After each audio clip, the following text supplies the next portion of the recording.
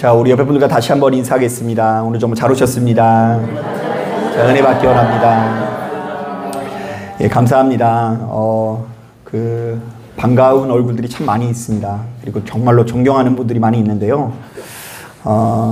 이 예배를 드리기 위해서 얼마나 이렇게 고생이 많으세요. 우리 김건중 집사님 얼굴 뵐 때마다 참 존경스럽죠. 저분이 이제 어제 밤새 꼬딱 새고 지금 나오셨는데요. 제가 설교를 빨리 끝내야 드려야 될 것 같은데 설교가 오늘 좀 길어질 것 같아서 죄송한 말씀을 미리 드립니다. 그리고 우리 윤현욱 집사님 같은 경우도 그냥 그 아픈 다리를 이끌고 어떻게든 그냥 예배 나오려고 이렇게 하는데 그런 마음을 생각할 때마다 제가 이제 참 귀한 선물을 받은 것 같다 이런 생각이 듭니다. 아무쪼록 이 예배에 참석하신 여러분들의 심령 가운데 주께서 허락하시는 평안과 기쁨이 함께 하시고 주께서 베푸시는 잔치에 참여하실 수 있는 여러분 되기를 주님의 이름으로 축복합니다. 아멘. 자, 오늘 우리가 읽은 이 본문은 사람이 가지고 있는 또 하나의 죄성을 경계하고 있는데요. 자, 이른바 육신의 옷을 입고 있는 우리들은 어쩌다 한두 번 진리를 영접했다고 하더라도 다시금 추악한 과거로 돌아갈 수 있으니 수시로 기도하면서 우리의 마음을 새롭게 해야 된다는 것이죠. 자, 실제로 성경에는 바로 이 같은 내용들이 사실은 너무나 많이 담겨져 있는데요.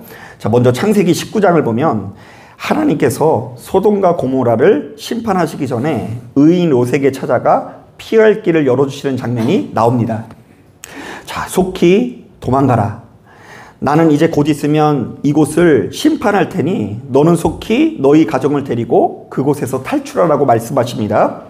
자, 그런데 롯의 아내는요, 그곳을 떠나면서 많이 아쉬웠나 봐요. 자, 하나님께서 가라고 하신 땅을 바라보면서 앞으로 가도 시원치 않을 판에 지금껏 살아온 땅을 어떻게 했죠? 뒤돌아보았다가 그만 소금기둥이 됩니다. 또한 출애굽기를 보면 하나님께서 이스라엘 백성들을 긍휼히 여기사 그들을 애굽에서 탈출시키는 장면이 있는데요. 자, 그런데 그들은 정작 좀만 어려운 일이 생기면 바로 이런 불평을 터뜨립니다. 와, 애굽에서 살 때가 좋았다. 와, 정말 옛날이 좋았던 것 같다. 자, 그런데 우리가 괜히 애굽을 탈출해서 이 같은 고난을 당하는구나. 다시금 어디로 돌아가고 싶다? 애굽으로 돌아가고 싶다라는 이야기를 출애굽기 내내 반복하는 걸 볼 수 있어요. 자, 하나만 더 해볼까요? 우리가 잘 알고 있는 것처럼 하나님께서는 율법의 본뜻을 헤아리지 못하고 바로 그 율법의 노예처럼 살아가는 이스라엘 백성들을 구원하기 위해서 이 땅에 예수 그리스도를 보내주셨는데요. 이른바 주님께서는 무수히 많은 백성들에게 새로운 도를 전파하사 우리로 하여금 참 자유를 주셨다라는 것입니다. 자, 그런데 바로 이렇게 예수를 영접한 자들이 얼마 지나지 않아서 다시금 율법에 노예된 삶으로 돌아가려고 하죠. 자, 그래서 갈라디아서 4장을 보니까 사도 바울이 이렇게 경고합니다.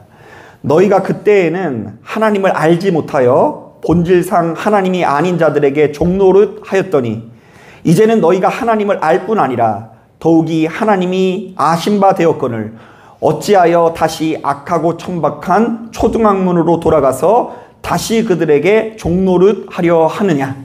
자, 한번 따라 보겠습니다. 너희가 어찌 다시금 종노릇으로 돌아가려 하느냐. 아침이라 이게 발음이 좀 안 나오는 것 같아요. 자, 어쨌든 성경은 거듭해서 인간이라는 존재가 진리를 영접했음에도 불구하고 자꾸만 새로운 삶으로 나아가는 것이 아니라 이전의 삶으로 돌아가는 본성을 가지고 있다고 경고하는데요. 자, 그러므로 예수 믿는 우리들은 어떻게 해야 된다고 이야기하죠? 우리 다 같이 22절부터 24절 말씀, 우리 약속이 담긴 말씀이라 믿고 천천히 한번 읽어보겠습니다. 시작. 너희는 유혹의 욕심을 따라 썩어져 가는 구습을 따르는 옛사람을 벗어버리고 오직 너희의 심령이 새롭게 되어 하나님을 따라 의와 진리의 거룩함으로 지으심을 받은 새 사람을 입으라. 자, 우리는 여기서 구습이라는 말에 동그라미를 쳐야 되는데요. 그러니까 예수 믿는 우리들은 우리에게 너무나 익숙한 옛 습관을 벗어버리고 보다 새로운 삶을 살기 위해서 노력해야 된다는 것이죠. 자, 약 10여 년 전에 그 정신과 의사인 박용철 씨가 쓴 감정 연습이라는 책이 큰 화제가 된 적이 있습니다. 자, 바로 이 책은 한 가지 대전제에서부터 그 이야기들이 시작되는데요. 우리의 뇌는 항시 좋은 감정보다 익숙한 감정을 선택한다라는 이 전제에서 이 책이 시작이 돼요. 자, 우리의 뇌는 이것이 좋은 감정이다 라고 해서 그걸 선택하지 않고 어떤 감정을 선택한다고요? 익숙한 감정을 선택하는 습관이 있대요. 그래서 이제 제가 그 말씀을 준비하다가 생각이 나는 게 있는데요. 그 어떤 성도님이 이런 얘기를 하신 적이 있어요. 목사님, 그 토요일 날 마시는 맥주는 왜 이렇게 달콤해요? 이렇게 말씀을 하시더라고요. 그러니까 이분이 교회에 와서 엄청난 은혜를 받고서 이제 내가 진짜 예배 생활 충실해야 되겠다. 토요일을 거룩하게 지켜야 되겠다. 이랬는데 그렇게 좋은 감정을 선택하지 않고 인간은 늘상 하던 대로 토요일 날 무슨 즐거움이야? 예. 그 치킨이랑 같이 먹는 그거. 이렇게 맛있는 그 맥주 한 잔의 그 즐거움이 토요일 날 이렇게 있다라는 거예요. 그래서 이제 목사님, 나는 주일 날 예배를 탁 집중해서 드리고 싶은데 토요일 날 내 마음을 이 맥주 한 잔으로 위로했던 이 습관을 벗어버리기가 참 어렵네요. 이런 이야기를 들은 적이 있어요. 자, 그런데 이 정신과 의사가 똑같이 비슷한 이야기를 하는 거예요. 이제 우리가 즐거운 생각을 하자, 행복한 생각을 하자, 긍정적인 생각을 하자, 스스로에게 아무리 명령해도 우리 뇌는 바로 이렇게 좋은 감정을 따르지 않고 자신도 모르게 지금껏 자신에게 익숙한 감정을 선택하는 습관이 있다는 거예요. 이게 그 지금까지 밝혀진 뇌의 특성이에요. 자, 그래서 박용철 씨는 감정 연습이라는 책을 통해 일단 자신의 어린 시절을 떠올리면서 지금껏 어떤 감정을 가지고 자신이 지금껏 살아왔는지를 돌아보라고 권면을 합니다. 그러니까 오늘만 살지 말고 오늘날 내가 이 땅에 어떻게 오게 되었나, 그리고 어떻게 성장하게 되었나. 이른바 우리가 몸은 어른이 되었지만 마음속에는 여전히 고통을 당하는 어린아이가 자리 잡고 있어서 인생 가운데 특정한 패턴을 끝없이 반복하고 있다는 것이죠. 자, 그래서 이제 우리 성도님들이 목사님, 제가 얼굴은 이렇게 나이가 들어 보여도 마음은 아직 청춘이에요. 이게 과학적으로 증명이 된 거예요. 우리 얼굴은 이렇게 좀 나이가 들더라도, 겉사람은 나이가 들더라도 속사람은 아직도 아이가 있대요. 자, 그러니까 사람마다 자신의 의지와는 상관없이 자꾸만 돌아가는 부정적인 감정이 있으니 바로 이것을 이해하고 헤아리는 것이 우리가 행복한 인생을 살아가는 데 있어서 그 무엇보다 중요하다는 것입니다. 자, 그래서 박용철 씨는 바로 이 책을 통해 자신이 지금껏 평생 동안 의사생활을 하면서 발견한 우리 인간의 감정, 인생을 어둡게 만드는 크게 11가지의 덫을, 감정의 덫을 우리에게 소개하고 있습니다. 그 책에서. 자, 11가지 감정의 덫. 그것은 무엇일까? 그분의 의견이니까 한번 참조만 해주세요. 첫 번째, 버림받음의 덫이라는 것이 있다고 하는데요. 바로 이 덫에 사로잡힌 사람은 자신이 누군가를 좋아해도 결국 버림받을 거라는 믿음이 강해서, 그렇다 보니 자신에게 중요한 사람이 생기면 그 사람에게 버림받지 않기 위해서 더욱 매달리고 집착한다고 합니다. 자, 그런데 매달리고 집착하면 할수록 그 사람은 어떻게 해요? 떠나가죠. 그럴수록 나는 버림받는 사람이구나. 그래서 다음번에 또 소중한 사람이 생기면 어떻게 한다고요? 매달리고 집착하고 과도한 친절을 베푼대요. 그런가 하면 불신의 덫이라는 게 있는데요. 바로 이 덫에 사로잡힌 사람은 다른 사람들이 나를 속이고 해치려 한다라는 믿음이 있대요. 그래서 교회 나갔는데 목사님이 너무 친절한 거예요. 아유 할렐루야 이러면 이 사람이 나에게 사기치려고 하는구나. 그리고 얼굴을 딱 보니까 뭔가 기름기가 잘잘 흐르는 것 같고 딱 사기꾼같이 생겼다, 이런 판단을 이렇게 들기도 한다고 합니다. 그런가 하면 의존의 덫이라는 것이 있더라고요. 바로 이 덫에 사로잡힌 사람은 번번이 자신의 힘으로는 인생을 잘 설계해 나갈 수 없고 다른 사람의 도움이나 결정이 있어야 된다고 생각을 한다고 합니다. 그러다 보니까 이 사람 저 사람 다 의지하다가 사기당하는 경우가 그렇게 많다고 해요. 그런가 하면 네 번째로 취약성의 덫이라는 것이 있는데요. 바로 이 덫에 사로잡힌 사람은 세상에는 안전한 곳이 없으며 언제 어떤 일이 발생할지 모른다라는 이 두려움이 가득하다라고 하더라고요. 그래서 온라인으로 예배는 그나마 좀 드려도 이렇게 현장 예배를 드릴 수가 없는데요. 여러분, 오늘 예배 드리는 가운데 우리도 모르는 치명적인 코로나20 바이러스가 퍼질 수도 있다는 생각이 들기도 하고요. 갑자기 지진이 일어나가지고 우리가 여기서 당할 수 있다는 그 두려움 때문에 이 사람은 보다 행복한 인생을 살아갈 수 없는 패턴을 반복한대요. 그런가 하면 정서적 박탈의 덫이라는 것이 있는데요. 바로 이 사람은 어려서부터 너무 지나치게 외로움에 노출되고 어려서부터 충분한 사랑과 관심을 못한 나머지 별로 시큰둥하게 이 세상을 살아가는 사람인 것입니다. 자, 그러니까 이제 너무 사랑에 빠진 남자가 다가와서 사랑해! 이렇게 이야기를 해도 그래? 알았어. 나도 뭐 이렇게 하면서 별로 그 사랑에 공감할 수 있는 능력이 충분히 키워지지 않는 사람이 있는데 이렇게 냉렬한 사람은 계속해서 그렇게 패턴을 반복하는 경우가 많다고 하더라고요. 그런가 하면 사회적 소외의 덫이라는 것이 있는데요. 바로 이것은 내가 남들보다 열등해서 주변 사람들에게 배척될 거라는 이 생각에 사로잡힌 사람을 말합니다. 그러니까 다 성공했는데 누구만 못 나간다고요? 나만 요 모양 요 꼴이라는 생각 때문에 어떻게 해서든 함께 어울리는 자리를 피하게 된다고 하는데요. 왜냐하면 속으로는 어울리고 싶고 교제하고 싶고 사랑받고 싶은 마음이 가득하나 그 사람들로 인해서 내가 거부당할 것에 대한 두려움이 있기 때문입니다. 그런가 하면 7번째로는 결함의 덫이라는 것이 있는데요. 자신에게 큰 결함이 있다고 엄청나게 믿는 사람이고요. 실패의 덫이라는 것이 있는데 이것은 자신은 곧 실패할 거라는 믿음이 아주 강한 사람을 말합니다. 그런가 하면 복종의 덫이라는 것이 있는데요. 이런 덫에 사로잡힌 사람은 남의 욕구를 위해서 자신의 인생을 희생하기만을 한다고 합니다. 그러니까 이제 희생 자체는 좋은데 나의 욕구와 만족은 하나도 없고요. 그저 타인에게만 끌려가다 보니까 좀비처럼 이렇게 살아갈 때가 많이 있다는 거죠.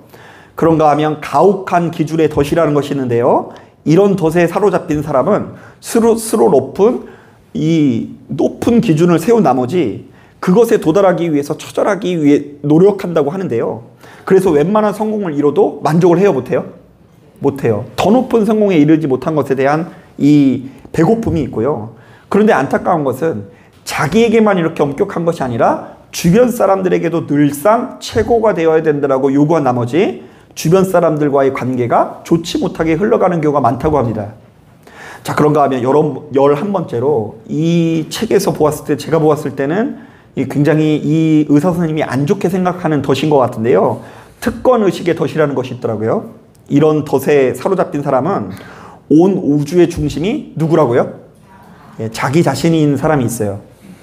이런 사람은 자신이 특별하다고 여기며 어딜 가나 대접받으려고 하고요.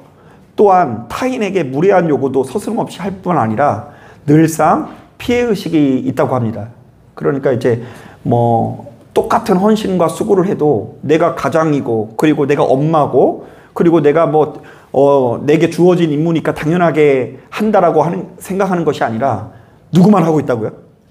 나는 대접을 받아야 되는데 나만 이렇게 헌신하고 수고했다라는 의식 때문에 늘상 피해의식이 있어서 주변에 진실한 친구가 없고 늘상 이 사람 저 사람에게 잦은 마찰을 일으키는 경우가 많이 있다고 합니다.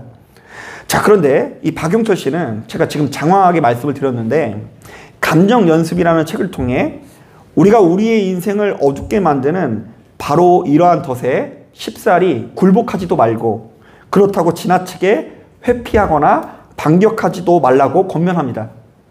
다만 내 마음속에 머물고 있는 내 마음속에 이 정신과 의사에 의하면 아이가 있다 없다? 어린 아이 상태로 그대로 있대요. 그 상처받은 아이의 모습 그대로 있대요. 그런데 이 아이와 나의 자아상과 수시로 대화하는 것을 해결책으로 제시합니다. 여러분, 눈앞에 어떤 아이가 많이 맞고 있으면 어떻게 해줄 거예요? 같이 가서 때릴 거예요? 누가 이렇게 막 학대당하고 아픔을 당하고 있으면은요, 가서 막 안아줄 것 같지 않아요? 그런데 가장 안아줘야 되는 대상이 누구라고요? 나 자신이다. 그 어린 시절부터 학대당하고 늘상 부정적인 감정을 가질 수밖에 없는 환경에 놓여 있는 나를 가장 잘 아는 사람은 누구이기 때문에?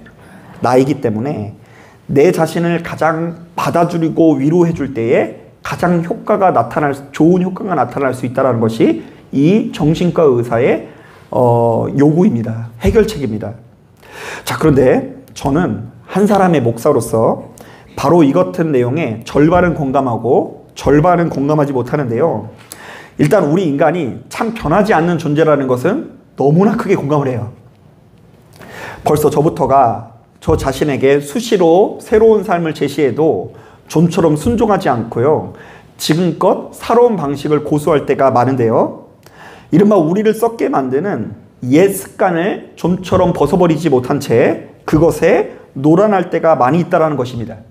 자, 그런데 이것은 사람의 감정뿐만 아니라 여가생활, 취미생활, 더 나아가서는 종교생활, 우리의 언행심사를 비롯해서 전 인격에 걸쳐서 반복되는 현상이에요. 토요일 날 여러분 무엇으로 위로를 받으세요? 말씀을 안 하시는데 제가 아까 말씀을 드렸는데 늘상 토요일마다 여러분들이 지금껏 즐겨오던 그것을요 내려놓기가 어려운 게 사실이에요. 핸드폰을 펴면은요 이 유혹의 도구가 얼마나 많은지 요즘에는 홈쇼핑보다 더 빠른 모바일 쇼핑이 있는 거 아시죠? 쿠팡, 내가 필요한 거 지금 이렇게 클릭하면 내일 새벽이면 받을 수 있는 시스템이 우리 안에 있는데 그것이 편리라는 이름을 가장한 유혹일 수 있는 거예요. 아, 내가 진짜 필요한지 필요하지 않은지는 모르겠지만 필요하다고 믿고 반드시 그것을 클릭하자. 클릭을 해가지고 거기서 얻어지는 쾌감으로 야, 한 주간 내가 경험했었던 모든 스트레스가 사라지는구나. 이러한 우리들의 습성을 좀처럼 벗어버릴 수 없다는 거예요. 예수를 믿고 예수님 안에서 주께서 베풀어 주시는 은혜로 말미암아 오늘 지옥에서 천국으로 변했어요. 내 삶이 분명히 빛으로 인도함을 받았고 이제 진리가 무엇인지를 깨달았습니다. 그러나 그럼에도 불구하고 우리는 우리가 고수하는 이 삶의 스타일을 도무지 바꾸지를 못한다는 거예요. 살아온 대로 살아가는 것이 우리들의 인생이에요. 그래서 실제로 여러분 오늘 이 예배를 또 보면은요, 여러분 거의 매주마다 거의 여러분들이 들어오는 순서가 거의 비슷한 거 아세요? 우리 윤현옥 집사님은 그냥 거의 매번 1등으로 오세요. 보니까 우리 신자건 선생님도 왜 그렇게 빨리 오시는 거예요 도대체? 가만히 보면 예배당에 들어오는 순서 고스란히 비슷해요. 사람이 바뀌지 않아요. 교회를 오는 순서만 바뀌는 게 아니라 위로받는 스타일, 자기가 인생 가운데 그 인생을 설계해 나가는 그 모든 방식들이 거의 비슷해요. 마치 덫에 걸린 것처럼 우리는 거기서 벗어나지 못하고 그 바운더리 안에서 이렇게 계속해서 왔다 갔다 거리는 것을 우리는 볼 수 있어요. 아무리 앞으로 뛰어봤더니 결국 어디였다고요? 제자리였다. 사흘 밤을 걸어갔는데 결국 어떤 자리였다? 제자리였다. 자, 그런데 저는 이런 의견은 공감하지만 자기 자신이야말로 스스로에게 가장 좋은 해결책을 제시해 줄 수 있다는 의견에는 완전히 동의하기는 어렵습니다. 내가 나한테 가장 좋은 해결책을 제시해 줄 수 있다? 물론 관심을 두고 위로하다 보면 일정한 효과가 나타날 수 있지만 저는 우리 인간이 그렇게 성숙하고 고차원 존재가 아니라고 보고요. 그렇기 때문에 수렁이 빠진 우리들이 스스로의 인생을 아무리 돌아보아도 아무리 반성하고 반성해도 결국에는 해결책이 나지 않는다라고 봅니다. 그러니까 연약한 우리들이 수렁에서 벗어나기 위해서는 외로부로부터 건네지는 구원의 손길이 있어야 하는데요. 이른바 하나님께서 역사하사 우리의 심령에 빛을 비춰주실 때에 비로소 어둠을 이겨낼 수 있다는 것이죠. 그러니까 여러분, 우리가 누려야 되는 기적 중에 가장 큰 기적은 정말로 하나님께서 베푸시는 구원인 줄로 믿습니다. 고통에 빠져있는 누군가가 구원받은 것 자체가 그야말로 인간의 어떤 행위의 영역이 아니라 인간의 어떤 노력의 영역이 아니라 신비와 기적의 영역인 것입니다. 자, 그런데 오늘 우리가 읽은 본문에도 바로 이 같은 내용이 담겨져 있는데요. 23절부터 24절을 제가 좀 더 쉬운 번역의 성경으로 다시 한번 읽어보도록 하겠습니다. 23절, 24절이 이런 내용이에요. 마음의 영을 새롭게 하여 하나님의 형상을 따라 참 의로움과 참 거룩함으로 지으심을 받은 새 사람을 입으십시오.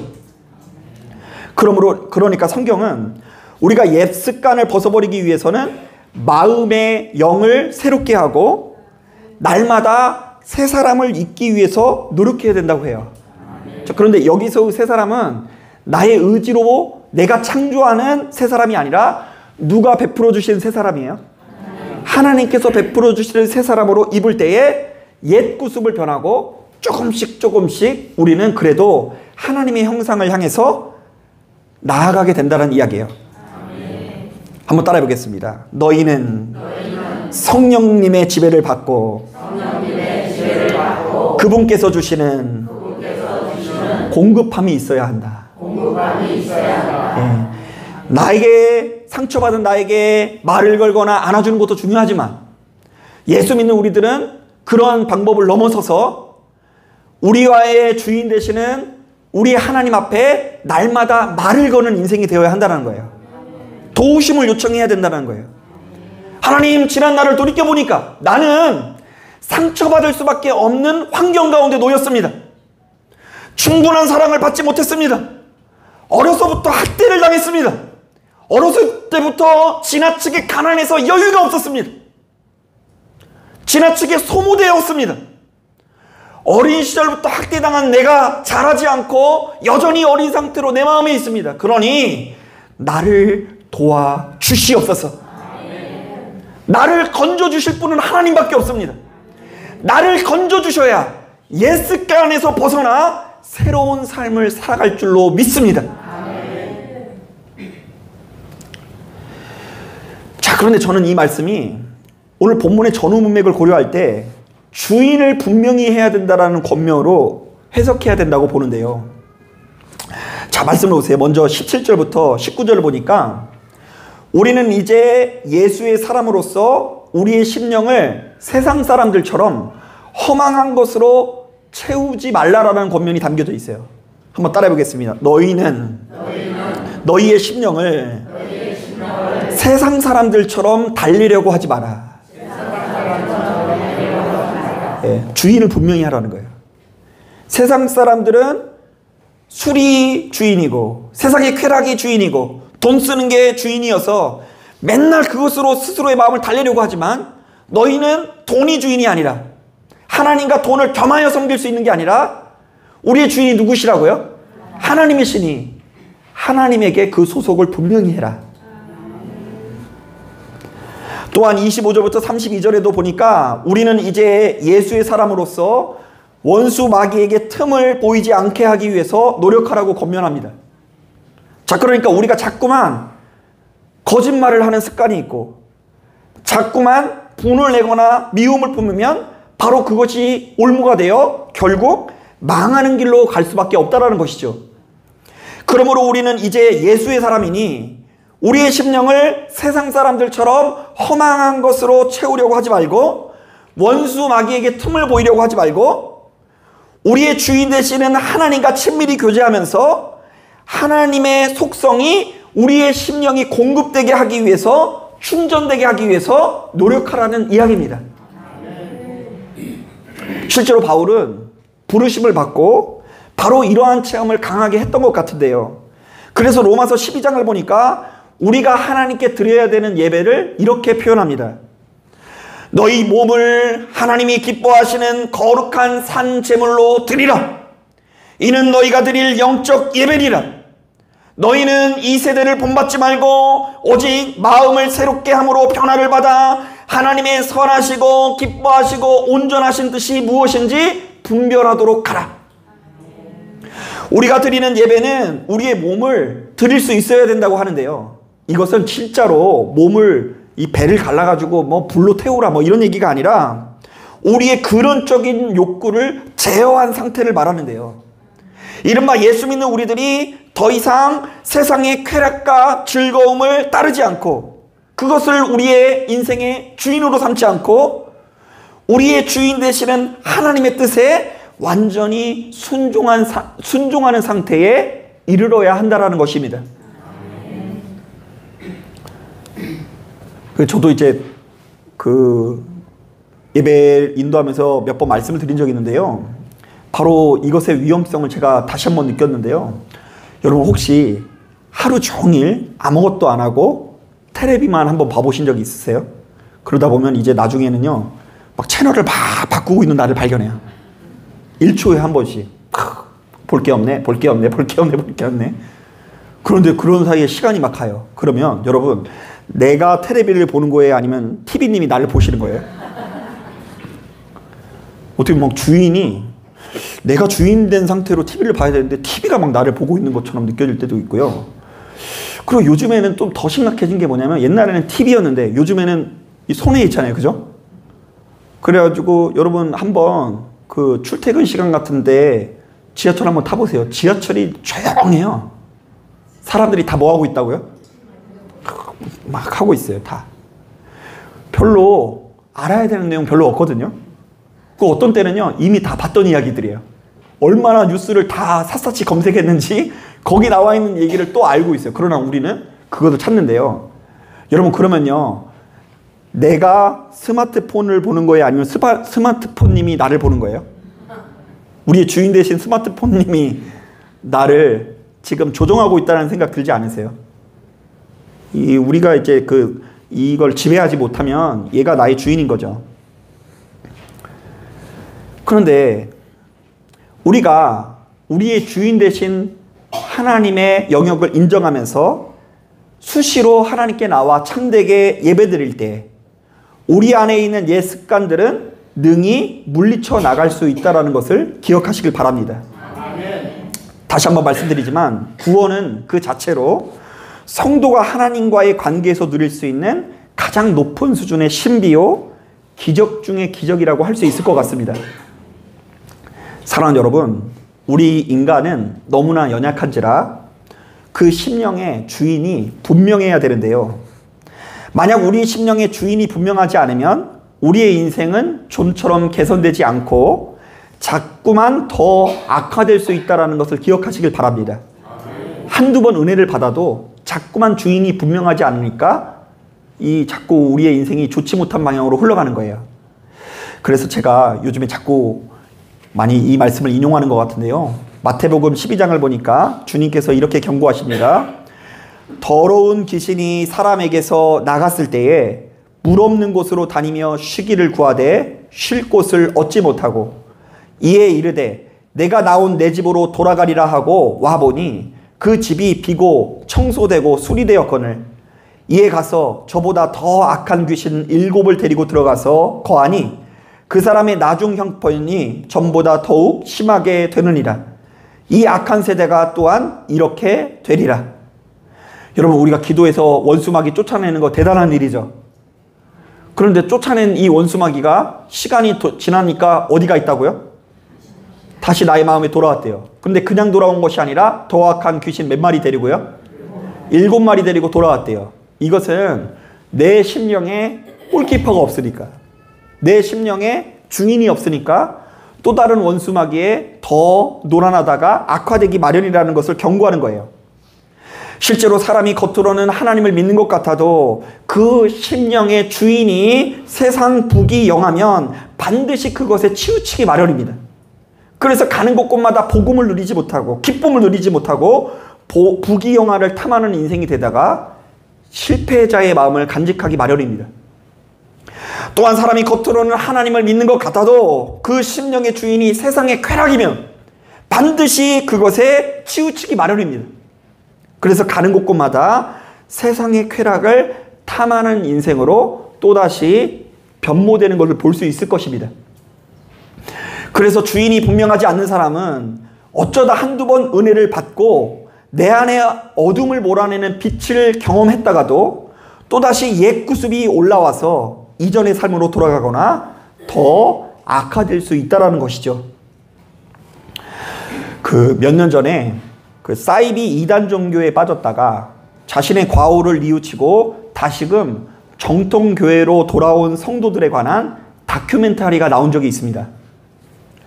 사실 우리들의 상식으로는 사이비 종교에 빠졌다가 정통교회로 돌아온 성도들이 이제는 훨씬 더 행복한 인생을 살아갈 것 같지 않습니까? 그야말로 더 신바람이 나는 인생이 될 것 같죠?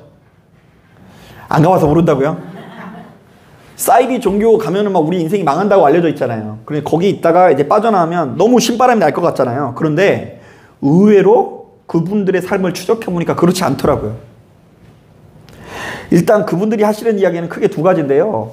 먼저 첫 번째로 정통교회로 돌아오신 분들 중에는 이 상당수가 참 재미없고 무료하게 느껴진다고 하고요.